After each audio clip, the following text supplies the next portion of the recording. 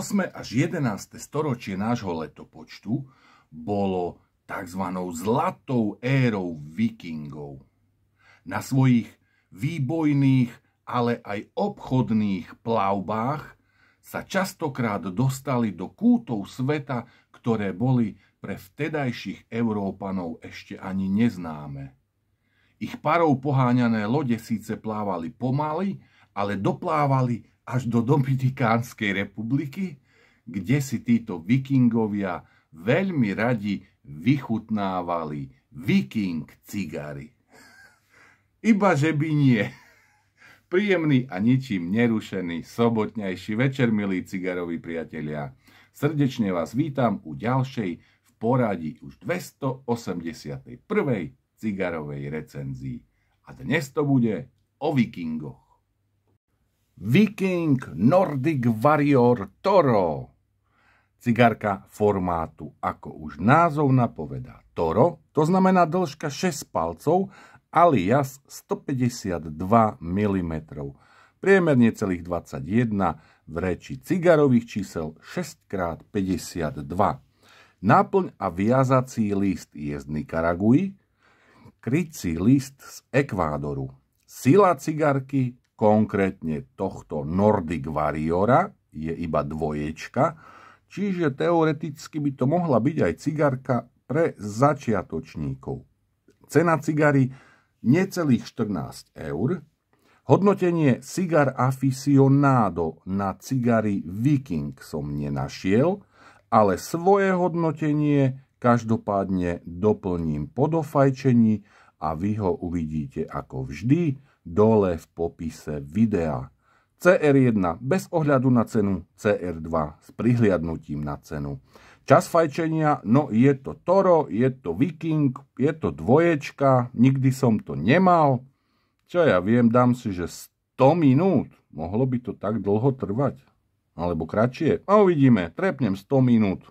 Radšej viac než menej, ja to potom vždy podcením. Poznámky nemáme okrem našej klasickej poznámky. Ak by ste túto cigaru alebo akúkoľvek inú objednávali z e-shopu doutniky.es.cz, na ktorý odkaz nájdete v popise videa, nezabudnite v košíku použiť kód CRDárek, dostanete k vašej objednávke hodnotný darček. A skôr než sa pozrieme na Nordic Warriora, tak si ukážeme ešte dvoch vikingov, ktorých tu mám. A to je Norseman a Viking.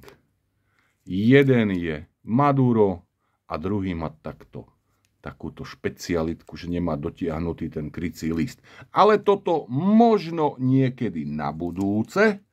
Dneska sa pozrieme na Nordic Warriora.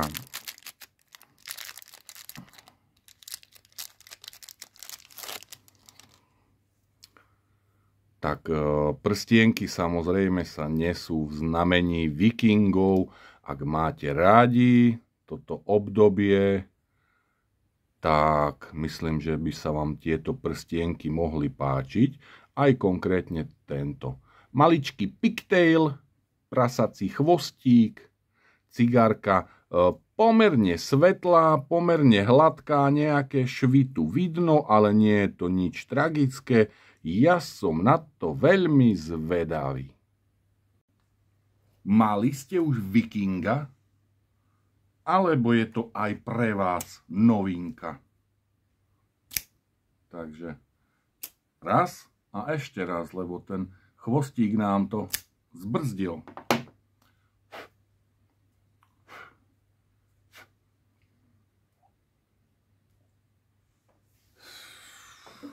Ideme na to.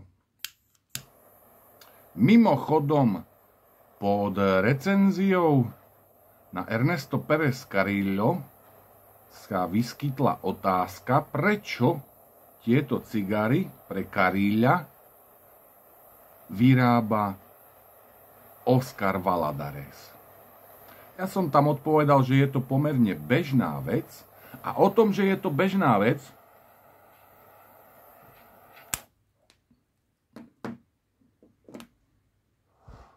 nás presvedčia aj cigary Viking, keďže tie pre zmenu vyrába, hádajte kto, Ernesto Pérez Carrillo.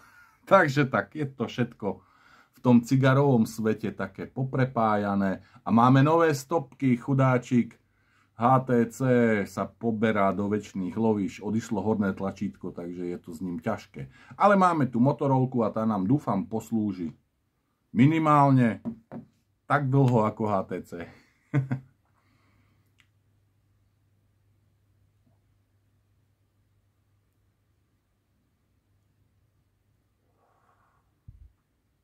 Poťah je fajn.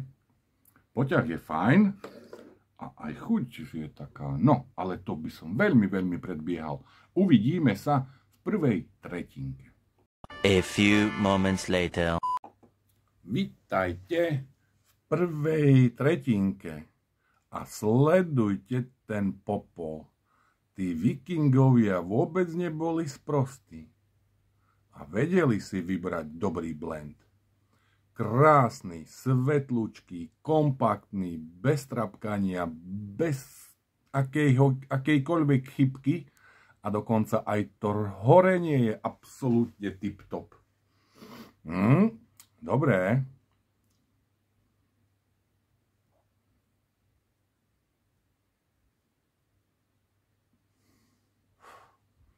Poťah. Skvelý. Ak by som mal byť totálny hnidopich a chcel trošku nasrať vikingov, tak poviem, že by mohol byť o 1,47% voľnejší, na čo by mi vikingovia povedali, že mám trošičku popracovať na kapacite svojich pľúc. Ale ako je to tip-top.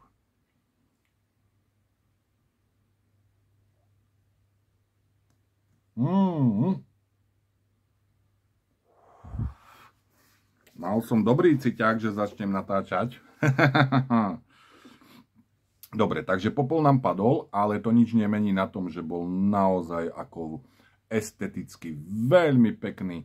Mám rád, keď je ten popol kompaktný a krásny, bielučký, šedobiely. To je super. Sila. No, toto je z tých najslabších vikingov. Toto je len taký vikingčok. A tá sila na tú dvoječku, myslím, že aj môže byť. Dám si pivko.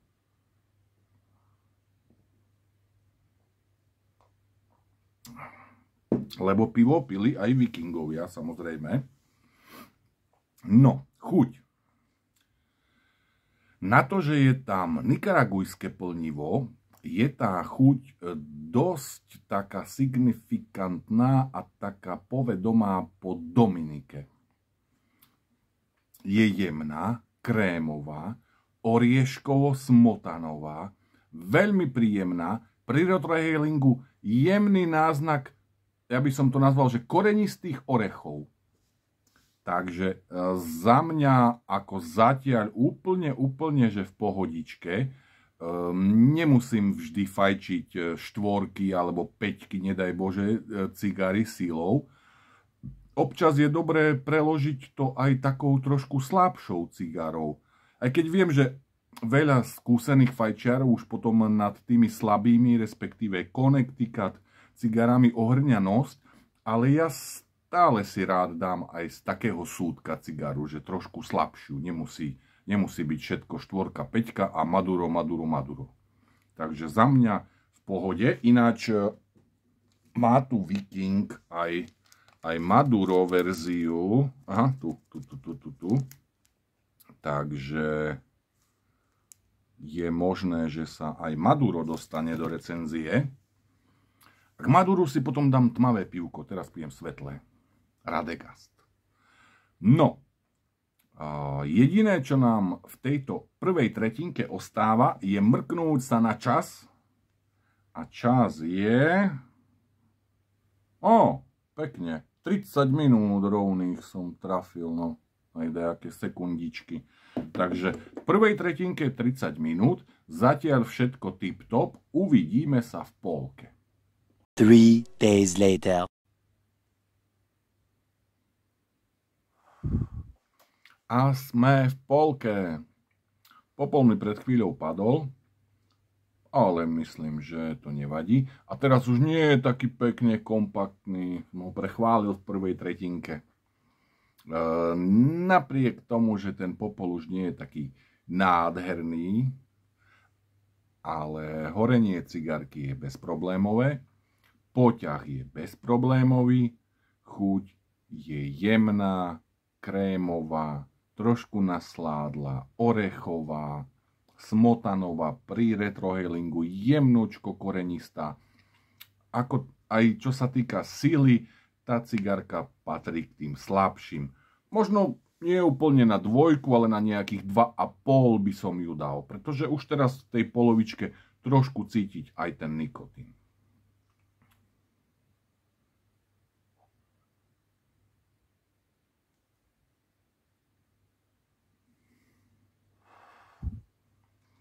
Orechy je krásne cítiť aj pri retrohalingu s takým korenistým dovedkom. Tá cigarka je fajn, to Toro, no obávam sa toho času, uvidíme teraz, ale za mňa zatiaľ príjemné prekvapenie. Vlastne nečakal som nič, lebo u tých nových značiek alebo nových cigár je to vždy také, že môže to dopadnúť všelijako a aj tu ešte mám pred sebou kúsok tej cigary, poriadny kúsok, ale zatiaľ to ide tip-top a vlastne aj to, že tie cigary vyrába Pérez Carillo je takým náznakom toho, že to môžu byť fajn cigarky. Takže za mňa zatiaľ spokojnosť, určite vyskúšam aj ďalšie, či sa dostanú do recenzie, netuším zatiaľ, uvidíme, aký bude plán, ale tento Nordic Warrior je fajn.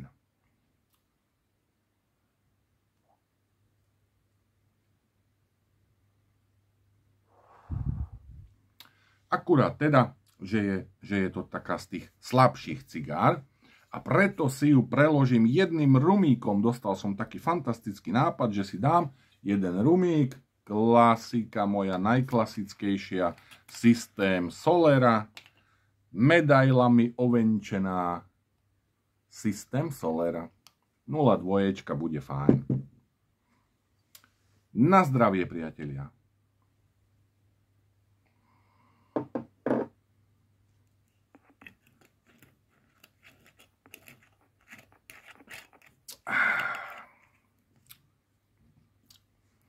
Za mňa je to super rumík za tú cenu.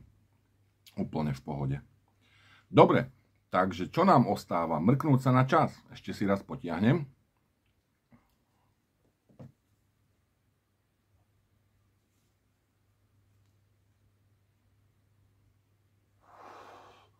Hezky. Takže 1 hodina 8 minút. No, uvidíme, na aký výsledný čas to dotiahnem, ale keďže už vlastne ten posledný vstup bude na konci, tak skúsime, ako ide dole prstienok. Pekne. Pekne. A to mi ani nepripadá ako papier, ale ako nejaké zlato. To je vikingské zlato. Koľko to môže mať? Gram? 1,5 gramu zlata? Aká je to hodnota? Možno, že tá cigara je úplne gratis. Dobre. Uvidíme sa o chvíľku. One eternity later.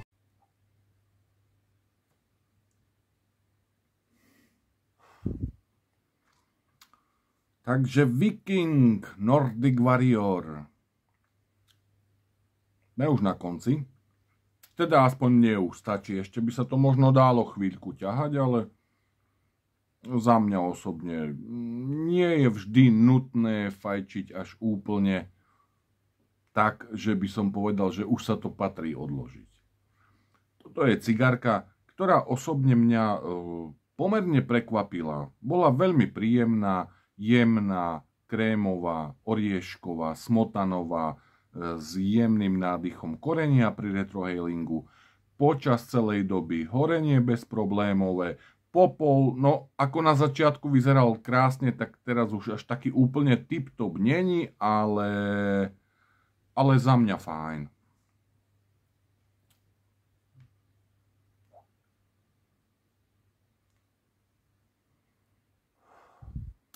Možno by som prijal takú kacírskú myšlienku, poviem, že skôr robusto jak Toro, lebo úprimne poviem, ku konci ma už začala tá cigárka nudiť, keďže jej taký priebeh bol pomerne taký konzistentný a nič sa extra nemenilo. Tá cigárka počas celej doby je chuťovo, profilovo na tom istom. Čo sa týka síly zo začiatku, dajme tomu 2, potom 2,5 a to až tu do konca. Takže možno by stačilo aj robusto. Ale aj toto Toro ako nebolo zlé, tá cigárka mi chutila, akurát teda bola taká dosť, by som povedal, jednotvárna. Niektoré cigary majú ten chuťový profil, že sa tak vyvíja, mení počas fajčenia a to som u tejto cigary nezaznamenal ja osobne. Možno sa môžete vy podeliť s vašimi dojmami z Vikingu, keď už ste bali hoci ktorú z tých troch. Na mňa ešte tieto dve krásky čakajú, takže uvidíme, kedy sa k ním dopracujem a kedy si ich dám. Ale môžem povedať, že môžem odporúčiť. Určite to stojí za vyskúšanie, aj keď teda netreba mať nejaké prehnané očakávania, hlavne čo sa týka toho vývoja tej chute. Lebo tá cigárka je taká počas celej doby veľmi konzistentná a taká rovná, priama, straight.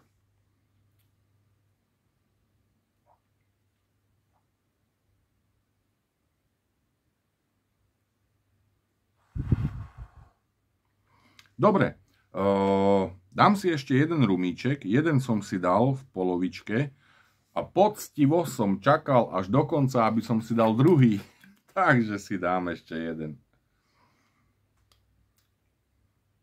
No a budem rád, ak sa s vašimi dojmami z tejto cigárky podelíte, ak ste ju teda už mali.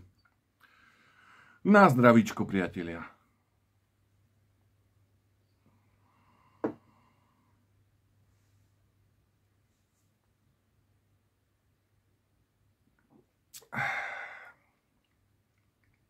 OK.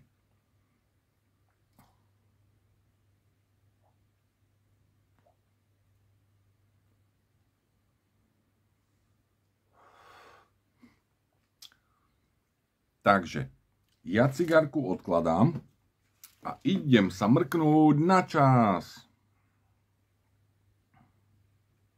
A zastaviť. Hodina 43 minút znamená, že to je vlastne 103 minút. Takže aj s mojím typom som sa pomerne trafil. Takže 100 minút. Pre niekoho z vás je to možno veľa, pre niekoho akurát. Ja by som tú cigárku vychválil a povedal, že super, ale možno by mohla byť o kúsok kratšia. Takže za mňa vyskúšajte a ak sa dostanete náhodou, tak skúste robusto. Prajem vám ešte krásny sobotný večer, užívajte si život a dajte si občas dobrú cigaru. Dovidenia na budúce, priatelia.